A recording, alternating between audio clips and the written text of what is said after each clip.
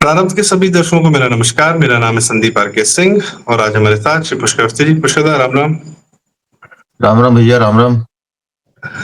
दर्शकों, आपने अर्नब गोस्वामी, अरुण पुरी और वेनेजुएला पर डोनाल्ड ट्रंप का हमला और व्लादिमीर पुतिन जी, रशिया के राष्ट्रपति, मोदी जी और यह सारा जो खेल चल रहा है, इसके बारे में आपको काफी तरफ से काफी सारी बातें पता चली होंगी। पर बात यह है कि जहां अर्नब गोस्वामी जी की बात होती है, अरुण पुरी की होती है, इंडिया टुडे की होती है, सौरभ द्विवेदी, किसी की भी होती है, सब मुखौटे। पीछे से खेल होता है किसी और का। और जैसा पुष्कर दा अक्सर कहते रहते हैं कि यह काल जो है मंथन काल है। यह महाभारत के पूर्व की अलाइनमेंट हो रही है, क्योंकि एक वैश्विक युद्ध या एक बड़ा संघर्ष तो होना ही होना है। बिना उसके जियोपॉलिटिकल अलाइनमेंट्स नहीं होते, सेटल नहीं होते।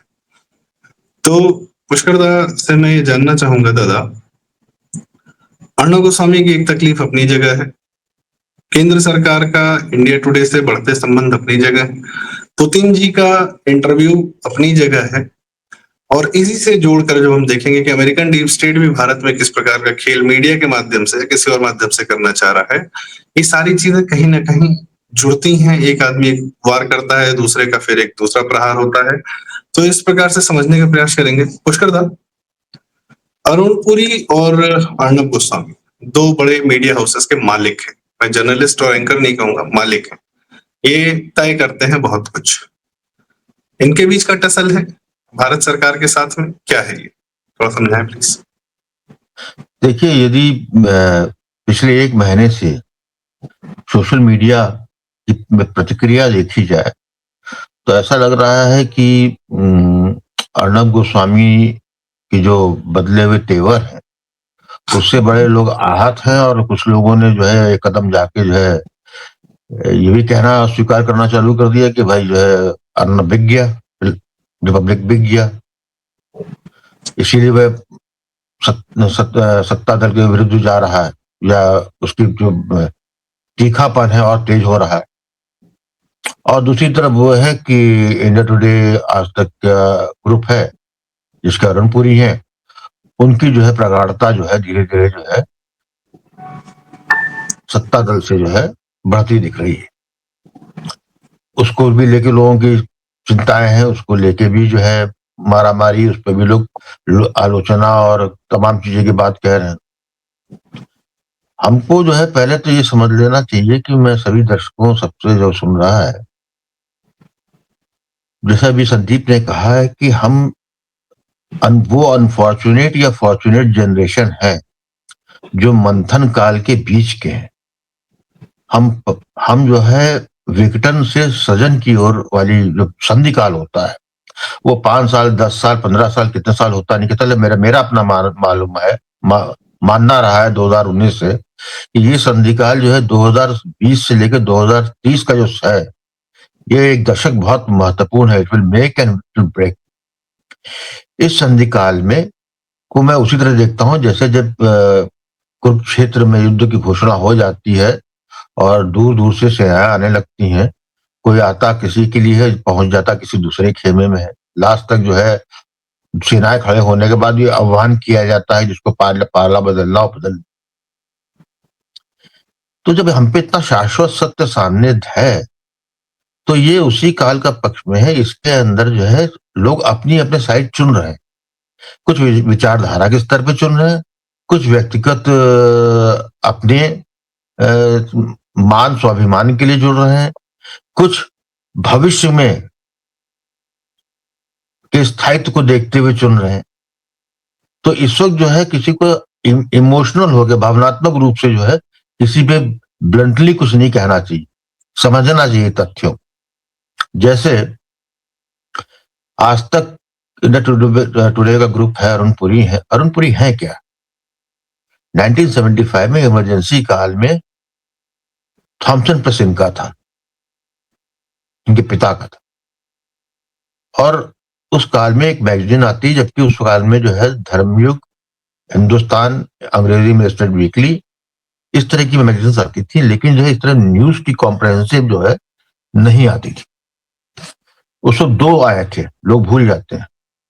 एक ये था नया पब्लिकेशन, और दूसरा था अमृत बाजार पत्रिका जो ऑलरेडी स्टैब्लिश थी, उसका संडे आता,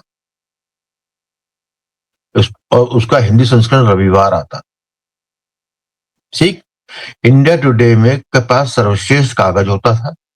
ये कागज जो है उस जमाने में सरकार द्वारा जो है कोटे के द्वारा दी जाती। जितना बढ़िया कागज होता था उससे ही समझ में आया था कि उस प्रकाशक की जो है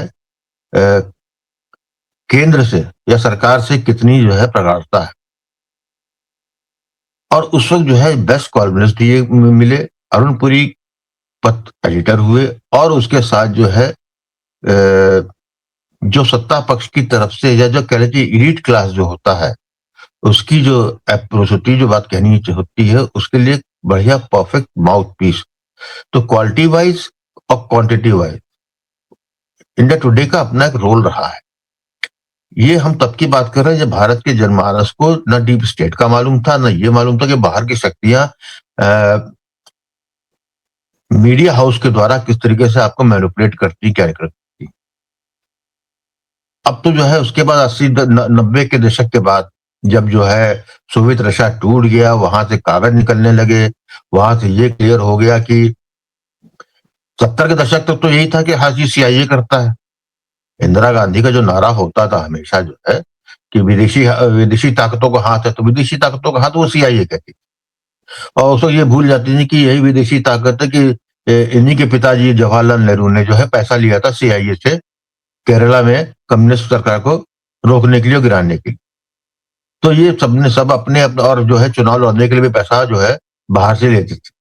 70 के दशक में के जो बाद में 90 के दशक में ये पेपर आए या जो क्लासिफाइड डॉक्यूमेंट जब ओपन हुए 30 साल बाद जो है, तो ये पता लग गया कि हमारा जो है वो काल ऐसा था जिस काल में हम लोग सोचते हैं कि कुछ नहीं था, उसमें ऑलरेडी जो है विदेशी शक्तियां भारत में अंतर्निहित।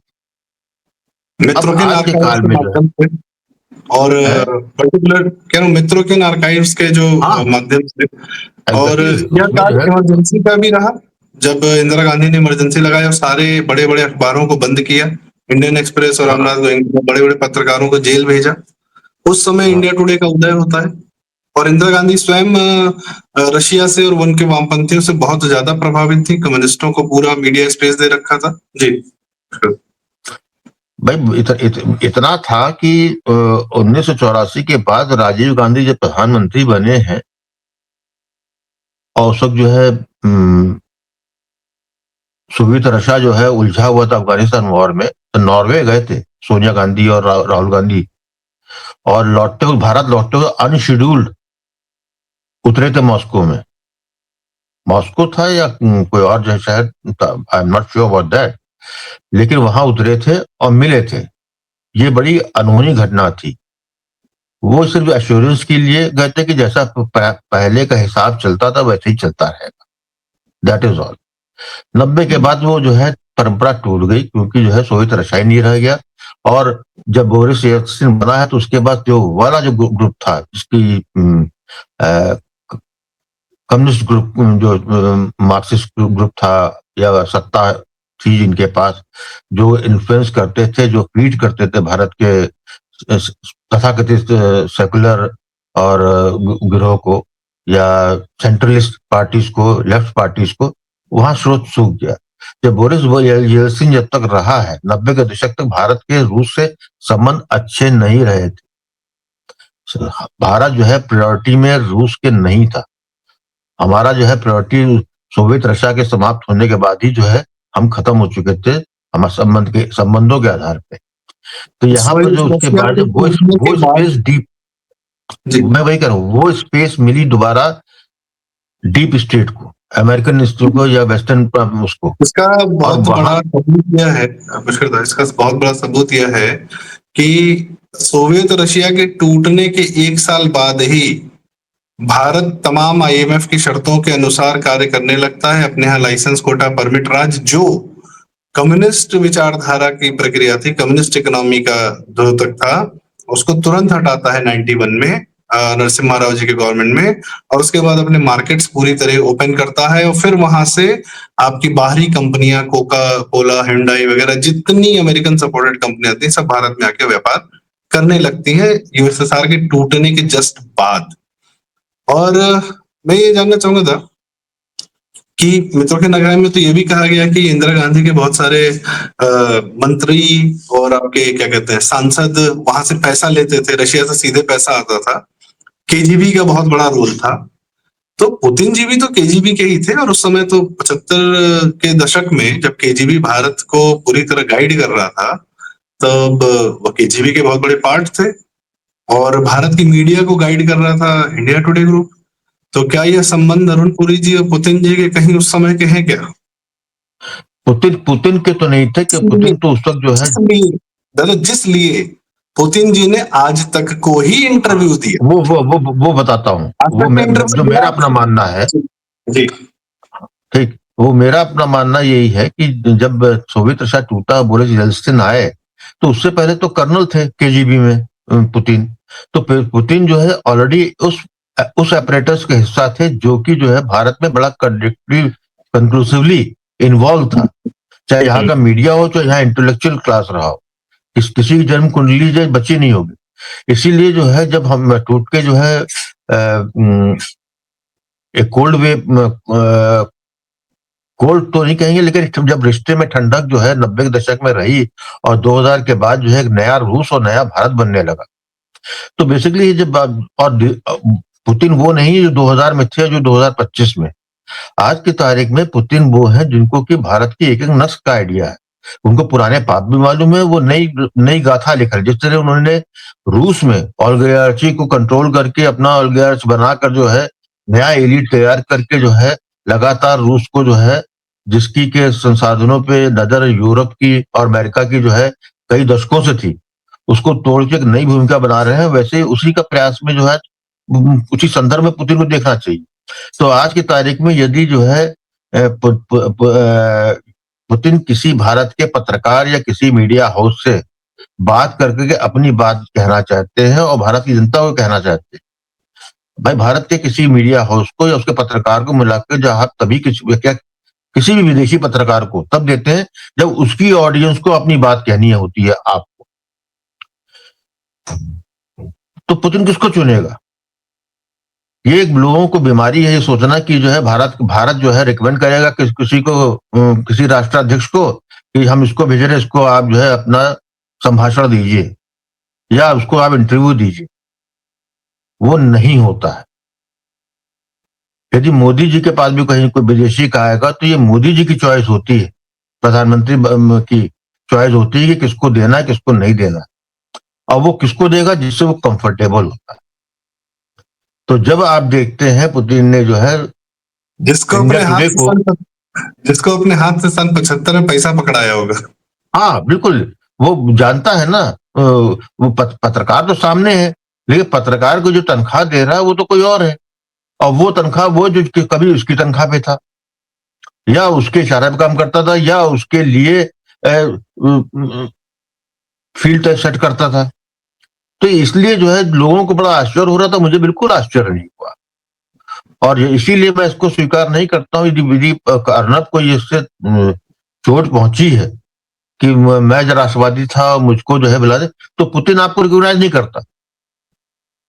पुतिन अपने मतलब की चीज देखेगा, where he is comfortable with. अब अर्नब पर आते हैं, अर्नब पर क्यों नहीं ट्रस्ट रहा होगा? हम 2014 से पहले की बात करते हैं धुरंधर की। धुरंधर फिल्म में एक सीक्वेंस है जहां पर 26/11 हमला हो रहा है और हमले के पीछे न्यूज चैनल्स की आवाज आ रही है। वह न्यूज चैनल टाइम्स नाउ था जिसकी आवाज आ रही थी। एनडीटीवी का वो कॉपीराइट, क्योंकि वो एक्चुअल आवाज यूज की गई है, तो वह एक्चुअल फुटेज या एक्चुअल साउंड वहां से निकाला गया होगा चैनल से। टाइम्स नाउ इस समय नाविका चला रही है पूरी तरीके से मोदी सरकार के अंतर्गत, मतलब मोदी सरकार क्या, मतलब वो उस मोड में जा चुके हैं कि वो केजरीवाल या कांग्रेस से बहुत पहले वो पीछा छुड़ा चुके हैं। आदित्य राज कौल जो कि इसके फिल्म के कंसल्टेंट भी हैं, तो वह actual footage actual sound use किया गया है, पर वह आवाज जो है अर्नब गोस्वामी की, जहां पर वो लाइव रिपोर्टिंग कर रहे हैं। और 26/11 के समय में सारे ही चैनल कर रहे थे, उसमें कोई एक्सेप्शन नहीं था, किसी ने भी अपनी मर्यादाएं नहीं देखी, सबने सारी सीमाएं लांघी। उसमें बरखा दत्त ज्यादा चर्चित रही, बाकी सब लोग भी अपना कार्य कर ही रहे थे। खैर हम भी लोग टीवी पे देख ही रहे थे। पर 2008 में जैसे ही सोनिया गांधी और राहुल गांधी चीन के साथ, कम्युनिस्ट पार्टी ऑफ चीन के साथ एक एमओयू करते हैं अपनी कांग्रेस पार्टी का, उसके बाद से हम देखते हैं कि सुब्रमण्यम स्वामी जो एक अमेरिकन एजेंट रहे हैं सदैव से, हार्वर्ड से जो आ रहा है वो अमेरिकन एजेंट ही है, तो वो 2010 में सोनिया गांधी और राहुल गांधी के खिलाफ नेशनल हेराल्ड स्कैम केस ले आते हैं, केस कर देते हैं, उन लोग को जिस भी प्रकार से फंसाने का प्रयास करते हैं। सुब्रमण्यम स्वामी अकेले भारत में बिना किसी बैकिंग के तो कार्य करेंगे नहीं, तो अमेरिका के भी कान खड़े होते हैं कि ये लोग चीन की गोदी में जा रहे हैं, हमने फसल लगाई 1990 में, अब काटने का समय आया तो अभी लोग चीन की गोदी में जा रहे हैं, नहीं होने देंगे। फिर इनके जितने एनएससी वाले थे, जो सोनिया गांधी के एनएससी वाले थे, वो सब तो बाहरी फंडेड, यूएस फंडेड एनजीओ, और अब तो खुल के आ रहा है कि सोरोस फंडेड रहे हैं सब, हर्षमंदर रहा हो ओपन सोसाइटी फाउंडेशन से, या मनमोहन सिंह की बेटी रही हो, या ये योगेंद्र यादव, जॉन द्रे, ये सब तो यूरोपियन से, इनका चाइना से संबंध था नहीं। यह प्रशांत भूषण भी, यह सब सड़क पे उतरते हैं, केजरीवाल का एनजीओ था और उसका मनीष सिसोदिया का परिवर्तन और कबीर के नाम से, तो ये सब बाहर से फंडेड होकर सड़क पर उतरते हैं और पूरी Delhi media again without exception Kejriwal को एक बड़ा नेता स्थापित करने में लग जाती है, अपना पूरा चैनल, पत्रकार, सारे रिसोर्सेज जितने थे वो केजरीवाल में झोंक देती। फ्री में तो झोंकी नहीं थी, उनको केजरीवाल से कोई मोहब्बत तो थी नहीं, तो कहीं ना कहीं शायद अमेरिकन स्टेट के पैसे से और केजरीवाल को पूरी तरह सोनिया गांधी के खिलाफ खड़ा किया गया। पर मैं बस आपसे ये सवाल पूछना चाहता हूं कि, और राहुल गांधी का भी जो इंटरव्यू लिया 2013 में अर्णब गोस्वामी ने लिया और उसको पूरी तरह ध्वस्त कर दिया, उस इंटरव्यू में राहुल गांधी को पप्पू बना के छोड़ दिया।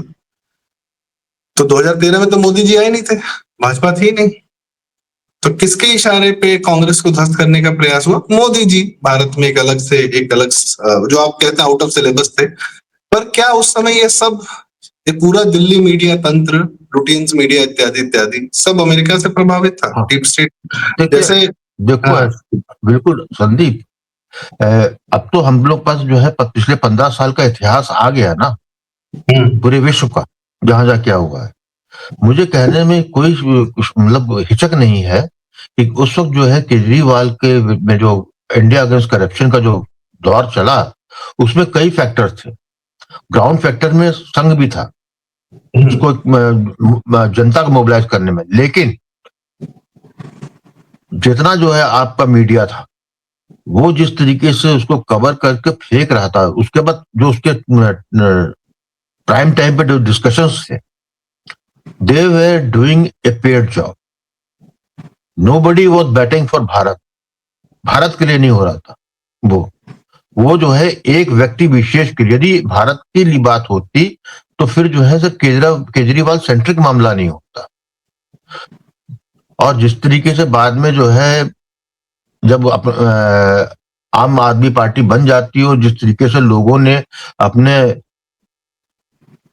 पत्रकारिता के नेतृत्व को, पत्रकारिता के जो उनका धर्म था उसको छोड़ते हुए जिस तरीके से दल विशेष, व्यक्ति विशेष के होकर सामने आ गए, तो उससे स्पष्ट लगता है कि उस वक्त कोई भी जो है एनोमली नहीं थी। सारा जो मीडिया था वो जाने में कर रहा था या अनजाने में, ये अलग बात है।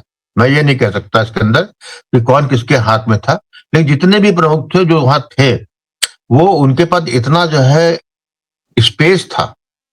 मतलब जो मीडिया हाउस बिना 10 जनपद के, बिना उनकी प्रशय पाए हुए, बिना उनके आशीर्वाद पाए हुए कोई नई तारीख नहीं लिख सकते, वो मीडिया लोग सारे के सारे एक साथ एक बात करने लगे और एकदम से भारत के हितैषी, भारत की जनता के मानने, वो तो संवेदन को समझने वाले हो गए। उसको मैं उस वक्त शायद समझ रहा था, लेकिन अब जो दुनिया में जो है, चाहे यूक्रेन से लेके मिडिल ईस्ट से लेके बाकी यूरोप में जो है जो होता हुआ दिख रहा है, जिस तरीके का सेट टेम्पलेट है, उसमें जो कुछ बाद में हुआ उसमें ऐसे ही लोगों का उपयोग हुआ। वो उपयोग जानबूझ के हुए या अनजाने हुए, ये अलग कहानी है, इस पे बात नहीं करूंगा मैं, क्योंकि इतना मेरे पास वो नहीं है कि मैं किसी को पिन पॉइंट, लेकिन था, ये सत्य है। अब उसके Modi ji out of syllabus आ गए। उनको डील करना। ठीक है, बड़ी यात्रा में 5 साल कुछ नहीं होता है, 10 साल। आज जो है 11 साल बाद, जब सब जगह सफल होने के बाद सिर्फ एक ही क्वेश्चन है, क्वेश्चन पेपर में सारे सॉल्व हो गए, और अब 3 घंटे का पेपर का समय है, और 2.5 घंटा हो चुका है, 2.5 घंटे में सब कर चुके हैं, आखिरी आधा घंटा बचा हुआ है, और आखिरी सवाल जो है हल नहीं हो रहा है। तो अमेरिका वही मैं से कहता हूँ ये सब। और आखिरी हाँ, सवाल है इसीलिए, हाँ, तो इसी में जो है हर आदमी, जिस तरीके से चर्निंग हमारे यहाँ हो रही है, जिस तरह पूरे विश्व में जो है दक्षिणपंथी या वामपंथी या लिबरलिज्म या XYZ के बीच में चुनाव करने की बात हो रही है, उसी तरीके से बहुत स्पष्ट रूप से पिछले कुछ सालों से जब डीप स्टेट का नाम आने लगा, डीप स्टेट को लोग चिन्हित करने लगे हैं, वहां भी चर्निंग है। ऐसा नहीं है कि वहां पर सब कुछ हो, टॉप में जो है, जो बैठे हैं या उनके जो मैन इन हैंड है, ये हैंड इन ग्लव्स लोग हैं, उनकी चर्निंग है, क्योंकि सर्वाइवल उनका है। टॉप के आदमी का कभी सर्वाइवल नहीं हो, कोई दिक्कत नहीं होती। वो तो पैसा बोलता है, मनी है, वर्ल्ड इकोनॉमी उस पर चल रही है, हर जगह, हर जगह जो है दोनों तरफ लड़ते हैं, दोनों तरफ अपना हिस्सा रखते हैं, जहां से जो जीतेगा उसमें हमारी जीत है। लेकिन जो उनके लिए काम करते हैं, जो उनके मनी बैगर्स होते हैं, मनी मैनेजर्स होते हैं, उनकी दिक्कत आती है, उनके सर्वाइवल का होता है। तो चर्निंग उसका है, स्पष्ट रूप से दिख रहा है मुझको। और इसी पे यहाँ पर पत्रकारिता एक बिजनेस है इस वक्त। पत्रकारिता के जो हम लोग बात करते हैं, बड़ा आदर्श, और वो जो 70s 60s के वो सब देख चुके हम, वो जमाना देखा है हमने कि जब पत्रकार होते थे, जिनकी, एक पत्रकार अरुण शौरी का वो समय था जब वो एक शब्द का 1 रुपए लेते थे, वो अनहर्ड, अंग्रेजी में लिखते लंबा लंबा, और उतना जो है पैशनेट होता था, इमोशनल होता था। उसी अरुण शौरी को मैंने जो है 21वीं शताब्दी में आके ध्वस्त होते हुए देखा। तो एक समय चक्र है चुनने ना चुनने का, कि कहां पर जो है, आज मैं इतना बोल रहा हूं, पता नहीं साला सठिया जाऊं 5 साल बाद, मेरा मैं इतना ज्यादा हो जाए कि मैं अपने ही जो मैंने ही जिसको रचा बचा हो, जिसका मैंने सृजन किया हो, उसी को तोड़ने लगूं, क्योंकि मेरा अहम जो है अपनी सृजनात्मक शक्ति से ज्यादा हो जाए। तो ये सब उसी का ही सब परिणाम देखते हैं। तो कौन क्यों जा रहा है, कैसे जा रहा है, कोई अर्थ नहीं है। परिणाम इसमें देखिए कि यदि कोई आज आपका नहीं है, तो उसको जो है मार्जिन ऑफ एरर दीजिए, क्योंकि अभी समय लंबा है महाराज। कल जो है इतनी जल्दी जो है यदि आपने जो है अपनी प्रतिक्रिया देने में आपने समय लगा देंगे, जैसे मैं देख रहा हूं ना कि वेनेजुएला से जो है निकोलस माडो को उठा लिया गया, ट्रंप ले गए, आप सब लोग टीही टीही कर रहे हैं, चाहे कांग्रेस हो या कोई हो, इसको उठा लो, उसको मजाक है क्या, कुछ चीज है क्या? मतलब आप जो है अपने में घर में आपके यहाँ same thing, I tell you one thing, credit card है, तुम्हारे पास होगा और लोगों के पास भी होगा। क्रेडिट कार्ड से क्या करता है आदमी, जाता है खरीदता है, पैसा दे देंगे बाद में। कितने लोगों के क्रेडिट कार्ड जब्त होते हुए क्या हालत हुई है बैंक से, मैंने देखा है। आपकी औकात है 1 लाख की, और आप क्रेडिट कार्ड पे आप 10 लाख का परचेजिंग किए हुए हैं, तो आप बैंक को तो दोष नहीं दे सकते ना। तो आपकी वो औकात भी होना चाहिए कि यदि आप कुछ जंप मार रहे हैं कुछ करने के लिए, तो आप उसको समर्थशाली बनाइए अपने आप को। जी जी जी। तो पुष्कर दा, ये आपने बड़ा अच्छी हमें जानकारी दी कि इस समय बेनिफिट ऑफ डाउट दीजिए, बहुत त्वरित प्रतिक्रिया मत दीजिए। पर क्या है, हाँ बिल्कुल, कर्म फल है, वापस आता है। पूरा टीवी न्यूज मीडिया जो है सदैव त्वरित प्रक्रिया और त्वरित जजमेंट और तत्काल न्याय के, इन्होंने बहुत कुकर्म किए इस प्रकार से, बहुत लोगों के साथ बहुत बुरा व्यवहार किया है। तो आज ये स्वयं उसको सामने से झेल रहे हैं। लेकिन हाँ, हम लोग कम से कम यह कार्य न करें, अगर समझ रहे हैं तो यह कार्य न करें। दूसरी बात, ये एक छोटी सी बात रह गई थी कि राहुल गांधी की जो वितृष्णा कभी-कभी आपको दिखती है मीडिया के प्रति, इंडिया टुडे ग्रुप के प्रति या किसी के प्रति, जबकि वो लोग मौसमी सिंह वगैरह खुद कहते हैं कि हम तो भैया आप ही के थे, आप हमको ऐसे कैसे तज रहे हैं। क्योंकि इस राहुल गांधी को जब प्रधानमंत्री बनाना था 2012 से 14 के बीच में, तब यही मीडिया पूरी तरीके से सोनिया और राहुल गांधी के किए हुए कुकर्मों को छुपाया नहीं, कस के बताया कि स्कैम चल रहा है, 2G स्कैम, कोलगेट स्कैम और ये सब स्कैम, कॉमनवेल्थ गेम सब चल रहा है। इस मीडिया वह काल था राहुल गांधी को बनाने का, मनमोहन सिंह के सामने खड़ा करके उनको और बड़ा बनाने का। उस काल में ऐसा मीडिया ने ध्वस्त किया कि राहुल गांधी उसके बाद उठ नहीं पाया। और यह वितृष्णा, और ये बात पुरानी भी नहीं, 10 साल 11 साल पुरानी ही बात है। और इसी राहुल गांधी ने जीवन में बचपन से सदैव देखा कि बड़े-बड़े देश में कांड हुए, घटनाएं हुई, और इस मीडिया ने कैसे बचाया परिवार को, कैसे बनाया परिवार को, बचा के रखा इसी मीडिया ने। राजीव गांधी को मिस्टर क्लीन बता दिया, लेकिन एक समय पर आके परिवार के खिलाफ ऐसा विद्रोह किया अमेरिकन पैसे से कि वह आके राहुल गांधी ध्वस्त हो गया और उठ नहीं पाया, और शायद अब उठने की उम्मीद भी नहीं है उस परिवार में किसी की। भगवान न करे कभी उठे, सब ऐसे ही रह जाएं, घूमे फिरे, ऐश करें, लेकिन भारत के भाग्य विधाता न बने, यह आवश्यक है। तो आप जो कह रहे हैं कि महाभारत की पूर्व संध्या है, भारत के लिए है, इसमें भारत का बहुत महत्वपूर्ण योगदान होगा। वेनेजुएला में ट्रंप ने क्या किया, इस पर हम दादा से अलग से बात करेंगे, क्योंकि वहां भी त्वरित प्रतिक्रिया नहीं देनी चाहिए। भारत ने भी ऐसा ही एक ऑपरेशन किया था जब बांग्लादेश से शेख हसीना को उठा लाए थे। हम लोग बड़ा कमजोर समझते हैं अपने आप को और अपने बारे में अच्छी बात नहीं करते, तो मोदी जी को याद दिलाना पड़ता है कि भाई 1000 साल पहले गजनी आया था, लेकिन देखो तुम सोमनाथ आज भी खड़ा है पूरे वैभव के साथ, और गजनी का जाके हाल देख लो, वहां धूल मिट्टी फाक रहे हैं सब। तो हम क्या हैं, हम बार बार रिवाइव करते हैं, हम कैसे गौरव प्राप्त कर सकते हैं, हमको उस पर ध्यान देना पड़ेगा। Communism, deep state, Russian state और आपकी सोशलिज्म और इन सब की मानसिकता से निकलने का समय है सबको, दिल्ली मीडिया को भी, किसी भी मीडिया को, नेताओं को भी, हम सबको। और भारत के लिए मतलब मानसिक रूप से सशक्त होने की आवश्यकता है। तो इसीलिए त्वरित प्रतिक्रिया से बचा जाए और देखा जाए कि चल क्या रहा है और समझने का प्रयास किया जाए, बड़ा आवश्यक है। तो दर्शकों, आपकी यह चर्चा कैसी लगी? यदि आपको उचित लगी तो कृपया वीडियो लाइक करें, शेयर करें, कमेंट्स में अपनी राय हमें जरूर बताएं और चैनल जरूर सब्सक्राइब करें। प्रारंभ पुष्कर, बहुत बहुत धन्यवाद, आपने हमें समय दिया और आपसे बहुत सारे इंसाइट्स अलग से हम प्राप्त करते रहेंगे। धन्यवाद, नमस्कार, राम राम।